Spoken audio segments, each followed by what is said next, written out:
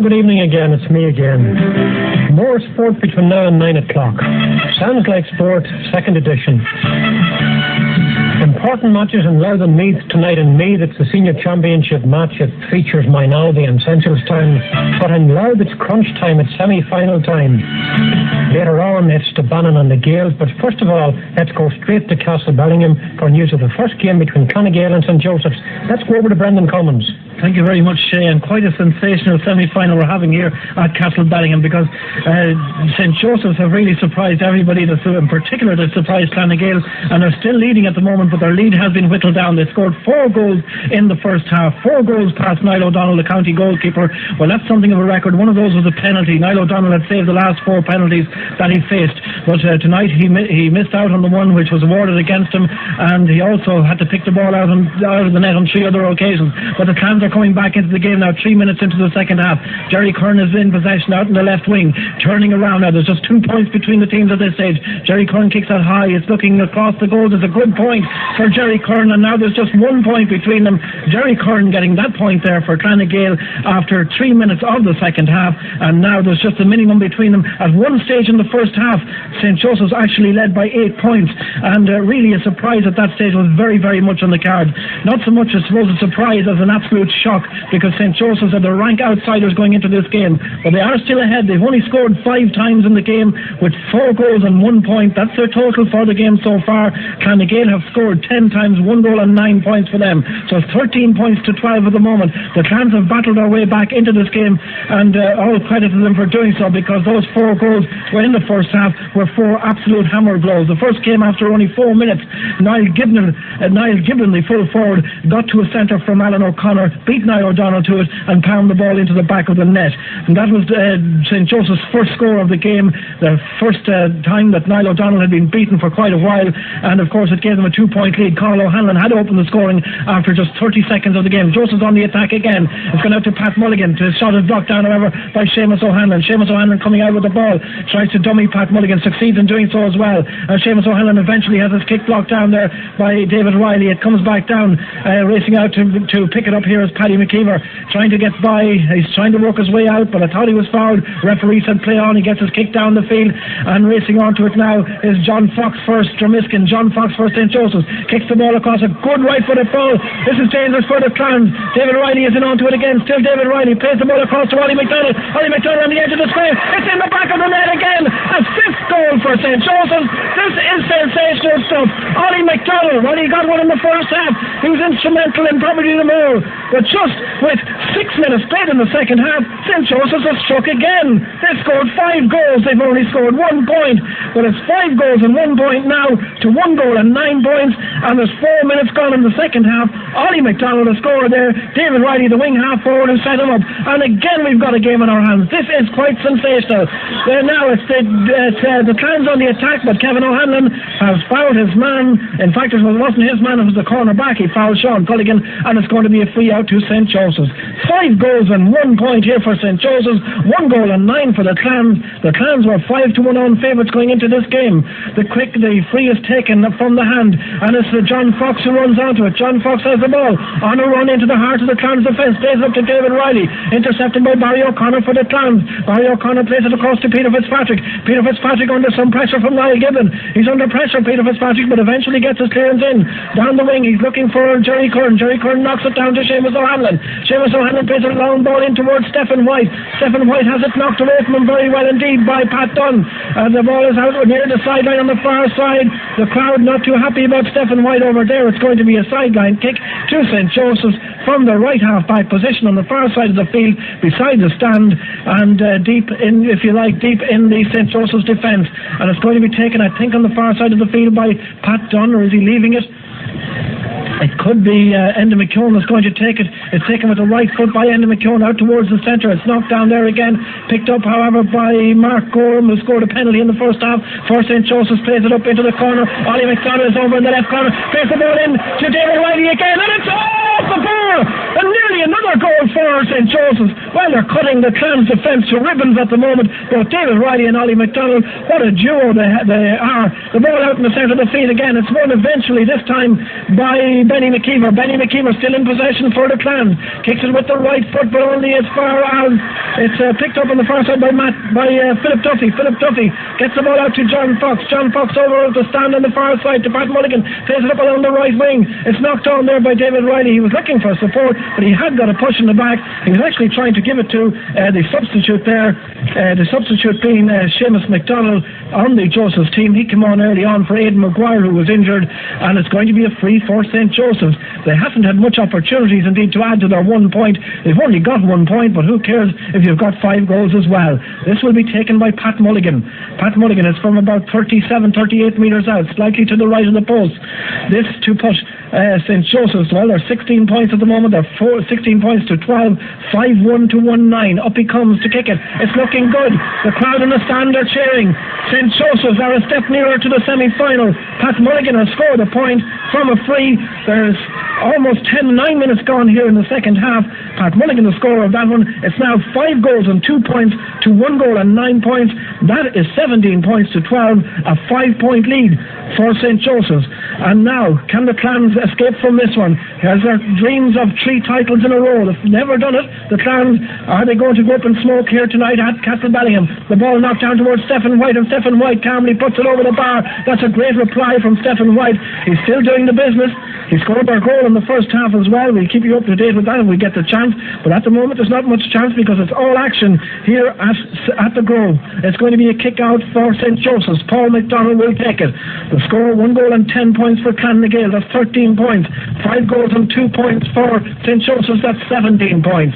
And Paul McDonald, complete with bottoms of tracksuit and all. An unusual looking sight he is, but he's only just conceded the 1 goal in this game so far. That was to Stephen White in the first half, and he's coming to take this kick out. He's a brother of the substitute Seamus McDonald, but it's Paul who kicks it out towards the centre. It's knocked down by David Staunton. Coming out to it is Kevin O'Hanlon. Kevin O'Hanlon plays it on to Ronan Green. He's tackled. He's been fouled.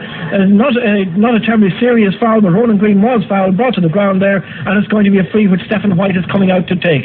It's about 45 metres out, almost on the 45-metre line, very, very slightly to the right of the post, and he is in form, this man. He's scored a goal and at least 5 or 6 points so far in the game. He's stepping back to take it now. His team need every point it can get. Stephen White coming up to kick it. He kicks it high. It's looking good. It's gone over the bar. It's 1 goal and 11 points now. That's 14 points to 5 goals and 2 points. St. Joseph's still leading. There's 17 points to 14. 3 points between the teams. There was 8 at one stage in the first half. And there's 11 minutes gone here in the second half. And that, of course, those last 2 points coming from Stephen White frees. The kick out going to come now from Paul. Well, one of them was from play, rather. The kick out coming now from Paul McDonald. Quite a stiff breeze. It's not just as sunny or as warm or as nice as it was when the game started, but it's beginning to get a little bit chilly and the breeze beginning to rise. But here comes Mark Gorham bursting up the field, loses possession, and he had fouled the ball. He had overcarried it at the time, Mark Gorham, and it's going to be a free to Clonagale, which Jerry Curran will take, lashing it in towards Stephen White. He knocks it down. Carl O'Hanlon is there. Kevin O'Hanlon is there as well. Also running back into collect was Philip Duffy. The ball is on the ground. The referee is over there. The umpire is signalling him wide, and the referee agrees, and it's wide, and it's going to be another kick out for Paul McDonald. Well, let's bring you up to date with those goals in the first half. Niall Giblin got the first after 4 minutes. That left it 1 goal to just 1 point. Carl O'Hanlon had opened the scoring for the Clans after only 30 seconds. Well, the Clans went 3 points to went level at 3 points to the goal then, and after 14 minutes then came the Joseph's second goal. It was a foul on David Riley that conceded the penalty. Ollie McDonald and Pat Mulligan were involved. The ball eventually went to David Riley. He was brought down, and Mark Gorham put the penalty well to Niall O'Donnell's right. That left it 2-1 to 4 points. Within a minute then, David Riley was involved again. Ollie McDonald got the rebound off Riley's shot against Niall O'Donnell, and it was Ollie McDonald who put it into the back of the net. St. Joseph's back on the attack again. That was the third goal. That was after just 15 minutes of play. There's going to be a free for St. Joseph's. We'll just bring you up in the scoring with the first half goals. Ollie McDonald got the third one. That was after 15 minutes of play. That left a 3-1 to 4 points, a 6-point lead for St. Joseph's. Well, Stephen White pulled one back from a free, but then came the fourth goal of the game, and another great goal it was. David Riley again involved, knocked it down. Ollie McDonald went up with Niall O'Donnell. It was a long ball in from John Fox, and David Riley was on hand when Ollie McDonald went up with Niall O'Donnell, and it was David Riley, the right half forward, who slammed it into the back of the net, and that was the furthest St. Joseph's were ahead then. 4 goals in 1 point, 13 points to 5. There was 18 minutes played at that stage. Well, by half time then, Stephen White had the ball in the back of the net after good work by Cahill and Kevin O'Hanlon in setting him up, and at half time it was 4-1. That's 13 points to 1 goal and 6 points. That was 9, a 4-point lead for St. Joseph's. We're back with the action now. There's just 18 minutes gone in the second half. Here comes Niall Giblin with the free for St. Joseph's. It's looking good. It's gone over the bar. But the Clans defence, there are serious question marks about it tonight. And I'm sure that if Niall O'Donnell looks at the video of this game, well, he'll have some nightmares too, as well as his full back line and indeed his half back line as well. It's going to be a kick out for Paul McDonnell, a free out in fact it is, in front of his own post. Up he comes to take the kick with the right foot out towards the centre of the field. Benny McKeever is in underneath it. The ball is knocked down to David Staunton. David Staunton pulls on it along the ground. In there after it too was Cahill O'Hanlon, but it's broken, a bit of sloppy play there before Mark Gorham eventually gets a left foot clearance down the wing. He's looking for Ollie McDonald. They're not getting the ball to Ollie McDonald as much in the second half as they did in the first half, and Benny McKeever chips the ball forward. He couldn't prevent it from going out over the sideline, and it's going to be a line ball for St. Joseph's, and I think it's going to be Pat Dunn who will come across to take this one. The breeze blowing really across the field. If it's favouring anybody at all at the moment, it's favouring Clonagale, but only just. It's blowing into the entrance gate, the corner there at the entrance gate. That's the way it's blowing, and it's going to be a sideline kick for St. Joseph's. Pat Dunn coming up to take it. Meanwhile, Stephen White, the forward that he's supposed to be marking, has gone for a little jog over to the far corner, if you like, to make it difficult to be picked up. But if Pat Dunn can get this to a St. Joseph's man, well, it's a long way out from the Clans goal. It's deep in the St. Joseph's defence. He plays it forward. Seamus McDonald is out there. So also is John Fox. The ball breaks to the centre of the field. There was a clash there with Jerry Kern. Jerry Kern is going to have his name taken by referee John Keller for that tackle on Pat Mulligan. A foul on Pat Mulligan it was, and it's going to be Jerry Kern's name gone into the book. Stephen White's went in the first half, and in fact when Stephen White's name went into the book in the first half, it turned out that St. Joseph's were the team that were penalised because the ball ended up as a Clan score at that stage. But anyway, they play at the centre of the field, and it's going to be a free to St. Joseph's, which will be taken by their player manager Pat Mulligan. He's standing back waiting for the go ahead from referee John Kelleher, who's gone in to take up a position. He's after writing the name of Jerry Kern into the book, and it's going to be Pat Mulligan to take this just at the centre of the field. Comes up, kicks it in towards the left corner, looking for Ollie McDonald, I think he was, but Paddy McEnany beat him to it. Paddy McEnany read it well, but his clearance is high and it's gone out over the line. A poor effort indeed by Paddy McEnany there under a little bit of pressure. The quick free is taken by Alan O'Connor, looking to get something going for St. Joseph. Doesn't succeed in doing so, and it's Dara Kirk, the left half back for Clans, who comes away with a long ball from him up towards Kevin O'Hanlon. Gets out in front of Enda McKeown. Kevin O'Hanlon has it. He's been fouled by Enda McKeown, and it's going to be a free to the Army man. Up he comes, kicks it with the right foot into the corner. A good ball in towards Stephen White it was, and he's knocked away from Stephen White, however, by Pat Dunn, and knocked away very well from him as well. Cleared up the field by Pat Dunn. It's broken down by the Dara Kirk, who picks it up from Ollie McDonald's breakdown, gives it out to David Staunton. David Staunton has it, kicks it with the right foot, trying to get it in towards Stephen White. There was a chance here for White, who decides in the end to fist it, and fist it over the bar. He's keeping his team in this game. He's keeping the Clonagale name perhaps on the Joe Ward Cup at the moment anyway, because there's 23 minutes gone, there's 7 minutes to go, and that point there, and there's more than 7 minutes to go, there's 12 minutes, 13 minutes almost to go, and that after 18 minutes, Stephen White has fisted that ball over the bar. It's now 112 to 5-3. That's 18 points to 15. 3 points between the teams. Stephen White fisting that one over the bar, narrowing the gap, couldn't get the ball down to his boot, but used the head very well, getting the ball down to his fist and putting it over the bar from maybe 15, 16 yards out, and now there are just 3 points between them. And really with that 12 minutes left in the game, I think we've got a lot of excitement coming up here, and a good finish perhaps. Let's hope so anyway. It's been a very entertaining game, very exciting. Those four first half goals for St. Joseph's really couldn't have been predicted, but when they got inside the 20-metre line, they were absolutely lethal in the first half, and the Clans defence, well, it was just almost non-existent. Well, there's a player down injured, St. Joseph's player receiving attention at the moment. It should be all right in a couple of minutes. There's just about 11 minutes left in the game now. The referee will be adding on some time for injury, but on the stopwatch there's 11. On the watch there's 11 minutes. A lot of people surrounding the player that's down injured. I think he's going to be okay. Not sure who it is. Can't get a good look at him from here. It may well be the corner back for St. Joseph's. That of course is Pat Dunn, but not sure about that. It is in fact Pat Dunn, and he's up on his feet. I think he's going to continue. He should be all right. Enda McKeown there as well. So also is Sean Culligan. A run down on the St. Joseph's team. It's in goals Paul McDonald. The full back line is Sean Culligan, Enda McKeown and Pat Dunn. The half back line, Philip Duffy, Mark Gorham and Matt Carroll. At centre field is John Fox and Patrick Mulligan. The half forward line is David Riley, Adrian O'Sullivan and Aidan Maguire. Well, he's gone off injured now. And the full forward line was Ollie McDonald, Niall Gibnan and Alan O'Connor. Well, it looks as if Pat Dunn is ready to resume. We'll just go through the Clans team. Niall O'Donnell was in the goals, Brian Duffy, Barry O'Connor and Paddy McKeever was the full back line, Paddy McEnany, Peter Fitzpatrick and Derek Kirk. The half back line, centre field was David Staunton and Seamus O'Hanlon. The half forward line, Ronan Green, Jerry Kern and Benny McKeever, and the full forward line, Stephen White, Kevin O'Hanlon and Cathal O'Hanlon. I think Pat Dunn is ready to resume, getting a very sympathetic round of applause from the crowd. The St. Joseph supporters mostly on the other side of the field in the open air seats beside the stand here at the Grove. Pat Dunn is in fact coming off the field. Now whether he's been replaced or not, I'm not just too sure yet. I think he has. Seamus McDonald has certainly gone back to corner back. There's a substitute in yet. Seamus McDonald, well, he's moving away again from corner back. And there is a sub coming in now. So Pat Dunn has gone off injured, and we'll keep you up to date as soon as we can see the number on his back. Don't know who it is coming running in, but whoever he is, he's going straight into the action, and he's really got a handful and a task ahead of him because he's marking Stephen White.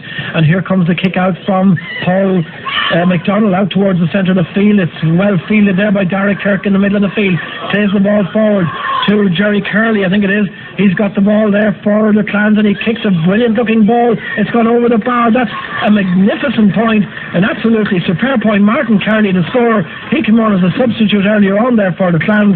So a point for Martin Curley, leaving just 2 points between them, and there's just 9 minutes left in the game. That's after 21 minutes. Martin Curley getting that point, an excellent point from 45 metres with the left foot, straight over the bar. The score now is St. Joseph's 5 goals and 3 points. That's 18 points. Clonagale 1 goal and 13 points. That's 16 points. 2 points between them, and 8 minutes left in the game. Here comes Paul McDonald with the kick out. Excitement at fever pitch here at the Grove. Well taken in the middle of the field by Mark Gorham. He's been fouled. He's going to take the free from the hands. Sends it up looking for David Riley. David Riley gets out in front of Peter Fitzpatrick. Still David Riley in possession, taking on the loud defender. It's David Riley loses possession. It's picked up, however, by Alan O'Connor. Alan O'Connor gives it back out to John Fox. John Fox kicks it high. It's looking good. Whatever Martin Curley can do it one end, John Fox can do it the other end. A terrific point by the St. Joseph's captain just when they needed him most, with 7.5 minutes left in the game. It's a terrific point for John Fox, and that stretches their lead again to 3 points. It's 1-13 for Clonagale. 5 goals and 4 points. That's 19 points to 16. John Fox, the captain, has scored that last point, and an inspirational one it could turn out to be. Benny McKeever on the ball for Clonagale. Drives the ball up, looking for Kevin O'Hanlon, but getting out first is Enda McKeown. Pulls on it, pulling back up again, up the field. It's end-to-end stuff at the moment. A lot of pulling first time, of course, but never mind that. It's Mark Gorham coming out with it this time. Plays it out to his left half back. That's Matt Carroll. Matt Carroll doesn't get it first time, gets it second time, but David Staunton is there. He pulls on it along the ground. It's all a little bit ragged at the moment, but you can understand that with the tension the way it is now as we enter the closing stages of this game. The referee has blown his whistle. He's awarded a free to Clonagale. It's from about 40 metres out. It's to the right, well to the right, halfway between the sideline and the centre of the field, and Stephen White is standing back to take it. 7 minutes left. Here comes Stephen White to take this free. standing back on the run up to it now, decides to kick a short one to Benny McKeever, plays it back out to Stephen White, has it on his left foot and puts it sweetly over the bar. That's a magnificent point from Stephen White again, and now with 6 minutes left in the game, it's 1 goal and 14 points for the Clans. That's 17 points. It's 5 goals and 4 points for St. Joseph's. That's 19. St. Joseph's still holding on to a 2-point lead. Paul McDonald, the goalkeeper, is between two minds. He doesn't know whether to hurry his kicks or to slow them up, and he's not in any major hurry, but it's a bit of a dilemma for a goalkeeper to be in at this stage of such a hectic game. Here he comes to take the kick out. Paul McDonald going to kick it with the right foot. The huge crowd here certainly getting their money's worth in this game. Caught in the middle of the field by Pat Mulligan. It's knocked away from him illegally, and it's going to be a free for St. Joseph's. Should they take it quickly again, or should they slow down the game? They should, I think, be trying to bring Ollie McDonald more into this game. He has the beating of the Clans defence, and another point might well wrap it up. It's going to be a free for St. Joseph's from the halfway line, almost on the halfway line, just inside their own half of the field, and it's going to be Pat Mulligan to take it. Pat Mulligan, the player-manager, playing at centre field alongside the captain John Fox. Pat Mulligan's kick goes right in, but it's going to come out just as quick. Peter Fitzpatrick fits it out. Oh, but it's picked up by Ollie McDonald. A chance here for Ollie McDonald, trying to make an angle for himself. Gets it on his right foot, but makes a bit of a hames in it.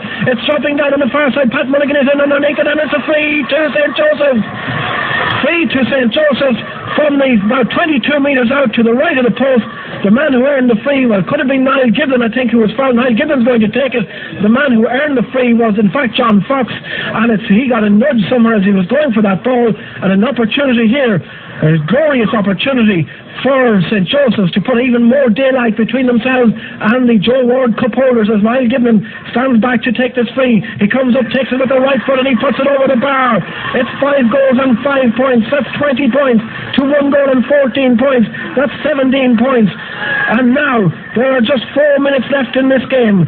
4 minutes for the Clans to rescue it. 3 points separating the teams. And St. Joseph's are on the ball again. It's their left half back. It's Matt Carroll who picks it up. He's been fouled, and that's going to be a free. And this time I don't think they'll be in any great hurry to take it. St. Joseph's from Dromiskin. Well, they shocked Newtown Blues and then beat Kilkerley Emmett. And now they're just 4 minutes away from the final. 3.5 minutes, in fact. The ball dropping down, and it's picked up by Seamus McDonald, and Seamus McDonald puts it over the bar, and he's lying there. He's gone on a run. He's absolutely thrown it himself, the substitute. There's 4 points between them. That could well turn out to be the insurance point. It's 5 goals and 6 points. Seamus McDonald, the scorer of that one. And now it's looking as if it's looking very good for St. Joseph's at the moment. Seamus McDonald, the scorer. I'm trying to keep account of this. Not so easy. 4 points is the score. Less than 4 minutes, about 3.5 minutes left in the game. The Joe Ward Cup sliding away from Castletown to Dromiskin at the moment. As David Riley comes on the attack again for St. Joseph's. He's in the right half forward position. That's his own. Plays the ball across. It's an awful pass, and it comes to Jerry Curran. That's a terrible mistake by David Riley. Jerry Curran plays it down the field. It's knocked away from Conor O'Hanlon, and then Enda McKeown comes out. Another terrible pass, and this one is picked up on the far side by Benny McKeever. Plays it into the corner looking for Stephen White. It's knocked away by Enda McKeown again, and he's brought down, and it's going to be a free to St. Joseph's from the left full back position, way down about 25 metres out from the end line. John Kelleher, the referee, has gone across. 5 goals and 6 points to score here. That's 21 points. 1 goal and 14 they score for Clonagale. That's 17 points. 4 points separating them now. St. Joseph's just about 3 minutes away, a little bit less than 3 minutes. There'll be a minute's injury time as well from the final, the Louth Senior Championship final. There'll be celebrations in Dromiskin tonight if they can hold on. Seamus McDonald has the ball, pulls it up along the right wing, up into the corner. Alan O'Connor is out there after it, plays the ball in across to John Fox. John Fox around, tackled by David Staunton, fouled by David Staunton. It's another free for St. Joseph's. This surely would be the icing on the cake. They're leading by 4. Niall Giblin will come out and take this. John Fox has really been a thorn in their sides, in the sides of the Clonagale centre field, and even their half back line. He's run at them, and they've had to foul him. And now can Niall Giblin take advantage here? 5-6 to 1-14 is the score on the scoreboard. 5 goals. It would be almost incredible to believe that a team could score 5 goals in a senior championship semi-final and get beaten. It doesn't look like it now. Here comes Niall Giblin with the kick. It's gone to the right of the post and it's gone wide. So still 4 points between them. 21 points to 17. 5-6 to 1-14. Niall O'Donnell to take the kick out for Clowns. He's got to get it down the field quickly. 2 minutes of normal time left. He kicks it out towards the centre. David Staunton goes high. David Staunton catches it. Delivers it with the left foot up into the left corner. He's trying to get something going and it's a free. Martin Kearney, the man that was fouled, and it's going to be a free to Clonagale. It's taken quickly into where Stephen White loses control of it. It's knocked away from him. I think it's gone out for a 45. The umpire hasn't, but he has now. He's put up his finger and it's going to be a 45 for Clonagale. They're going to have to drop it short, surely. Will Stephen White come out to take it? He had the ball almost in his hands that time in a good position, but it was knocked away from him at a vital time and eventually went out for a 45. And Clans, well, they don't seem to be in a hurry, but they should be. They're trailing by 4 points. Time is ticking away from them. They've never won 3 championships in a row. Last year they were winning back-to-back titles for the first time since the 20s. It doesn't look now as if they're going to make 3 in a row. The ball is knocked down from the 45.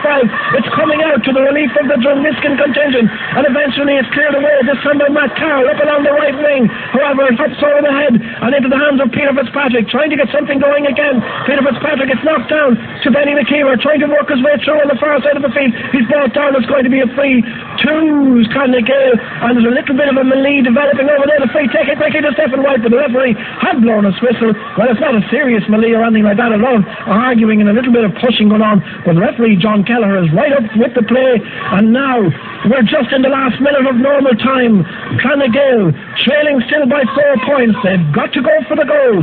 A point is not much use for them, or they could take the point and then hope to get possession again from the kick out and go for a goal. When they're 4 points behind, there's only a minute of injury time. I think the referee has said something to them as well, that there's 1 minute left and he could have had 1 minute on. Stephen White is standing back. What's he going to do? Will he take the point? He decides to take it. It's over the bar. A point for Stephen White. Just a minuscule type of hand clap there for that, because really I think the general feeling is now that it's too late, too little too late. 5 goals and 6 points for St. Joseph's. That's 21 points, 115. You could have backed St. Joseph's at 5-1, even maybe 6-1 during the week. The Clans were virtually unbackable for this game. They were favourites for the championship. Of the 4 teams left going into this evening, St. Joseph's were the outsiders of the 4, but now we think that they're in the final. 1 minute of extra time to be added. They're 3 points behind. Can Drumliskin hold on? That's a magnificent catch out of the centre of the field by Alan O'Connor. Plays up towards David Riley. It's picked up by Seamus McDonald. He can kick it wide. He should kick it out anywhere. He does. He kicks it out into the corner. That'll take up vital seconds at the moment. It's picked up, however, on the far side. I think that was Brian Duffy who picked it up, plays the ball down along the wing. And it's free on the far side on the 45-metre line. That's the Clans 45-metre line. Kevin O'Hanlon has dumped someone across the line on the far side of the field. The referee, well, is he going to take any action? It's a free from the defence for the Clans as Brian Duffy leaves it to Kevin O'Hanlon to take. Kevin O'Hanlon has got to get this ball up the field very quickly. He's beside John Kelleher there, the referee. What's John Kelleher? He's talking to the umpire. Is he going to take any action now? One of the Drumliskin players is still down on the far side of the far sideline. In fact, there's a stretcher being got for him. Kevin O'Hanlon was the man involved, the Clonagale player involved. I just think he kept running on into him. And let's hope there's no controversial finish to this game. St. Joseph's 3 points ahead, 21 points to 18, 5-6 to 115. Niall O'Donnell is coming out to take this kick, and it's way out, almost on the halfway line. Niall O'Donnell is going to take it. Still the St. Joseph's player down on the far side of the field. Or in fact, is it? Yes, it's one of the St. Joseph's players. I think he's getting to his feet now. Referee gone over to just check on the situation. That's on the far side. It's about 30 metres out from the corner flag. Maybe the St. Joseph's player ran into one of the spectators, not too sure. There's a crowd around on the far side. Well, it's Seamus McDonald. In fact, he's up, he's okay. He's back into the action, and there can't be any more than, well, about 30 seconds of injury time left in this game. Or will there even be that? Niall O'Donnell getting ready to take this kick. We're 2 minutes into injury time at this stage. Niall O'Donnell takes the kick. It's dropping about 40 metres out. Up they go for it. Kevin O'Hanlon is there. So also is David Stodden. On the right foot, he kicks it high. That's going to drop in on the edge of the square. It's dropping to the right. It's kept in play. St. Joseph's have got to get this out. They've got to kick it out anyway. It's knocked away. The referee has blown as Wesley's awarded a free out. Some people on the far side of the field think that it was the full-time whistle. They were ready to come in and start their celebration. It's a 3-point lead that St. Joseph's are defending at the moment. And Paul McDonald to take the kick out for the Dromiskin men.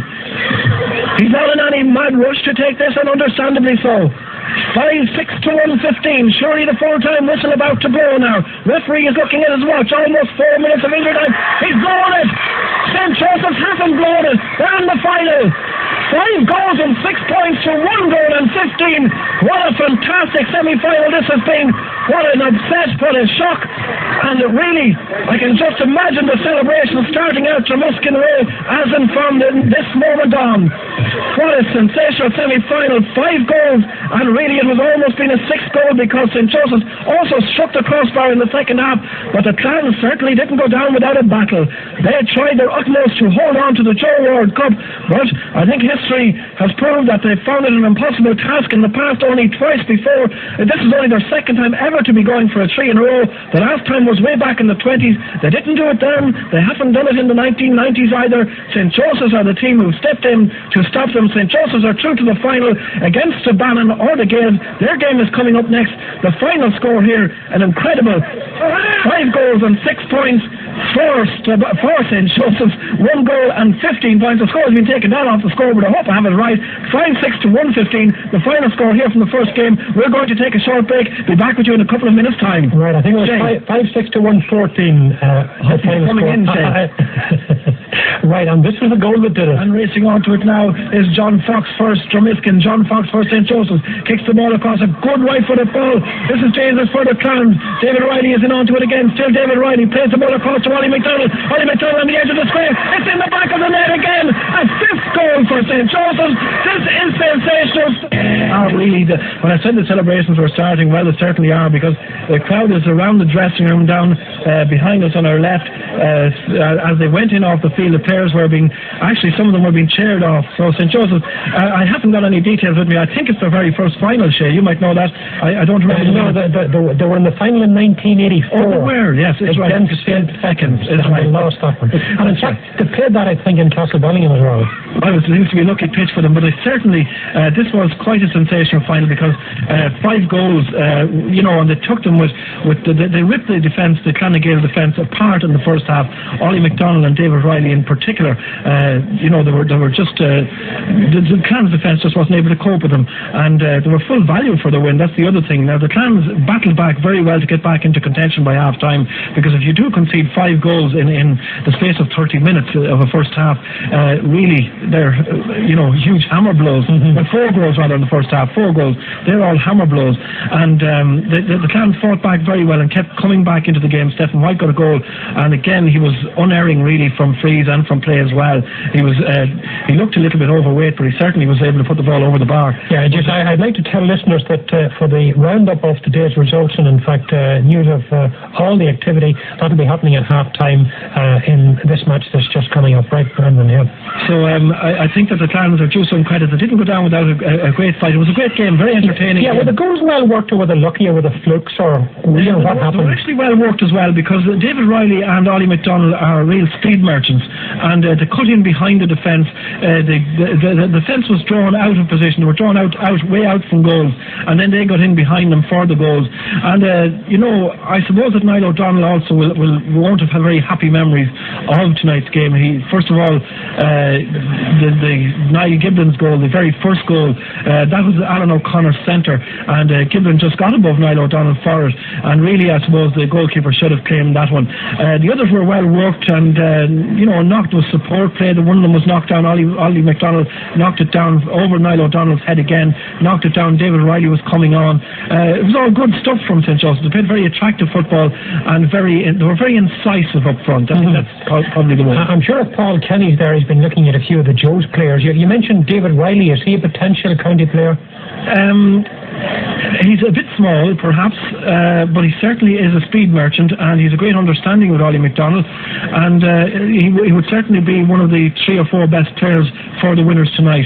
And I'm sure Paul Kenny's right here in front of me, and Jerry Sheridan, and I'm sure they might be well putting his name in the notebook. And I'm seeing another name that could well be putting in the notebook is a man who has worn the Louth jersey before, but I think he's certainly has a renewed appetite for the game this summer, and that's John Fox, the St. Joseph's captain. And he was a thorn on the Clanagale's team the whole time, because Clanagale really, they had started off with Seamus O'Hanlon and David Staunton in the middle of the field, but they never dominated midfield, and really in the second half they weren't really in midfield at all, and John Fox and Pat Mulligan were very much in control there, and that's a fair achievement for those two Dromiskin men, because Staunton and O'Hanlon are more than a useful pair, and not alone that, Jerry Curran was there as well, so you've got 3 county midfielders there really.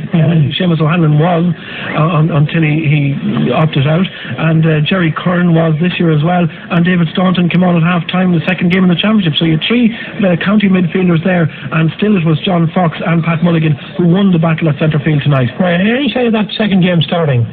No, not yet. You've got a couple. I'd say we're about 3-4 minutes away. Yeah, well, I'll tell you what, give your voice a rest for the moment. I think we'll be particularly happy man tonight, but there is no doubt about the result of the second game in a most disappointing encounter, very disappointing indeed. It was a clear-cut win for Stabannon Parnell on a 14 points to 6 score line. Barney Rock certainly enjoying his first year in Louth club football as coach to the Stabannon men. They're back in the final. They won it in 1991, but one team that will be trying to deprive them of winning the Joe Ward Cup for the second time in 4 years is St. Joseph's, and Jerry Kinnan is with me now, chairman of St. Joseph's. Yeah, Jerry, Brendan absolutely thrilled with tonight's performance. Well, words can't describe, Brendan, what it means to the parish as a whole. You're looking at a parish that's sort of a cluster of houses, 2 schools, a couple of shops and a couple of pubs. And mind you, I'd say they'd be full tonight. But for the whole community, it's an unbelievable fill-up. And for the next 3 weeks, we'll eat, sleep, drink, nothing but football, and that's it. When Pat Mulligan talked to us earlier on in the week, and he was quietly optimistic, I felt. We always had a great sort of self-belief that we had the men to do the job. And in the previous 2 championship matches, you were looking at 45 minutes before they believed they were better than the opposition.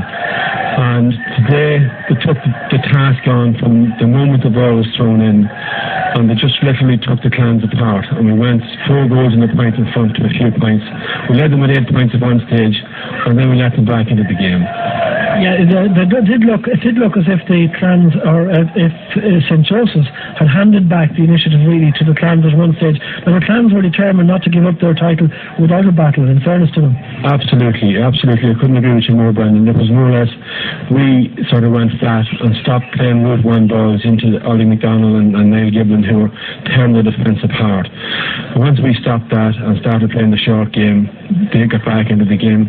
Stephen scored a good goal, and of course he was sticking away frees from all angles, and before you knew it, their back was in 3 or 4 points. And for the last 15 or 20 minutes then it was a dogged affair of hold on, but I think every man, like, if the ball was about, he threw some part of his body at it and he knocked the player in front of him, and it was just great determination and just the spirit of the whole parish behind them. Like, they were fused and fired up for this game. And did you think that it was possible for a team to actually score 5 goals and lose the semi-final?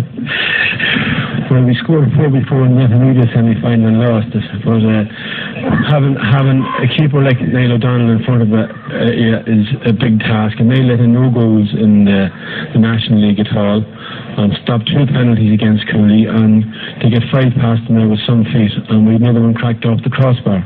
But the lads played like men possessed, they played for one another, and this is not just a 15-man performance, this is about a 30-man performance, because you take the panel, the mentors, the committee, Maggie Killeen making the tea, you take Nicky McCartney, who's Mr. St. Joseph's, and I mean, that's what it's all about, and it's about the whole parish now will be a fire for the next 3 weeks. It's going to be a great time to be in Dromiskin. We're one man who's home to sample the atmosphere in Dromiskin, and of course he's probably one of Dromiskin's best known emigrants, if you like, is Willie Riley, of course, who's very well known in England. And that, Willie, you're home for the game, home specially, I presume, or you're home on holidays?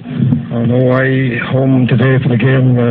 My holidays are usually JA holidays, like I come home for the All-Ireland final, I come home anytime Louth are playing.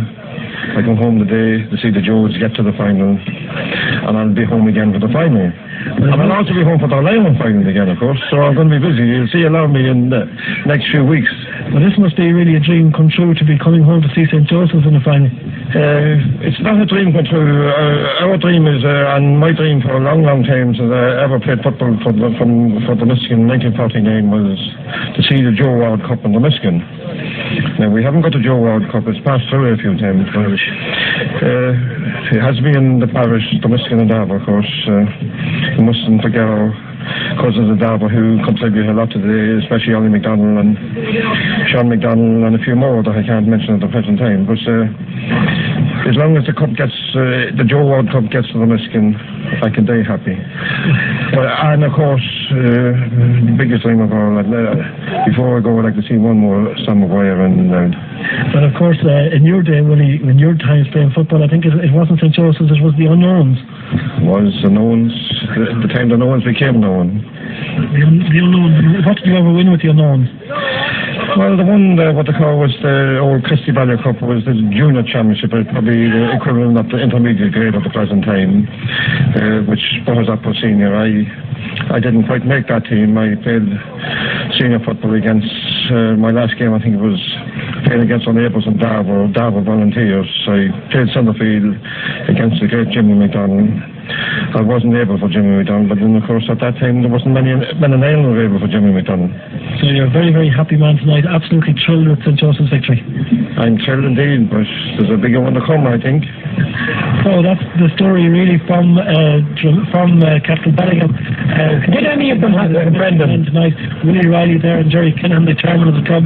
Willie, of course, I know that a lot of loud people in London and across England will probably be making their way home to see this very novel final coming up in a couple of weeks' time between Staban and Parnell's and St. Joseph's. St. Joseph's, of course, causing the shock of the year in Louth football by winning tonight on a scoreline of 5 goals and 6 points to 1 goal and 15 points. That's a 3 points win for St. Joseph's.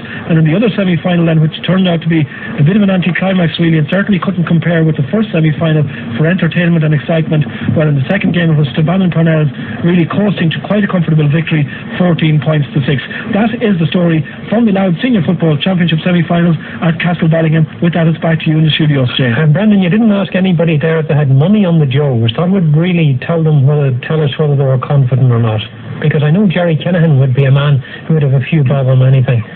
Well, is he gone? He's not just gone yet, he's getting down the ladder here at the moment. Jerry, have you got a few bob on the St. Joseph's? Did you back them? No, he said he tell you himself, Shane. So I tell you, to say that they're very happy men is a total understatement. Yeah. Okay, Brendan. That's all from Castle Bellingham. It's empty now. Nobody else from. That's all from Castle Bellingham. We just might, Shay, if you can just hold on for 1 second. I want to see if there's any news of the venue for the final. Okay. If there's any news now, no, it's not. It's not decided. I thought there might be, but it's not decided.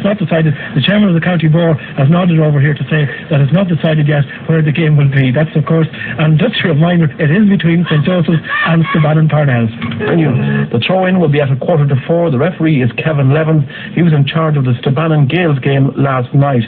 And of course, the shock of the round, really, so far, the shock of the year, the shock of the decade, if you like, was St. Joseph's win last night over Clonagale. Well, with me on the line now is the St. Joseph's player manager, Pat Mulligan. First of all, congratulations, Pat.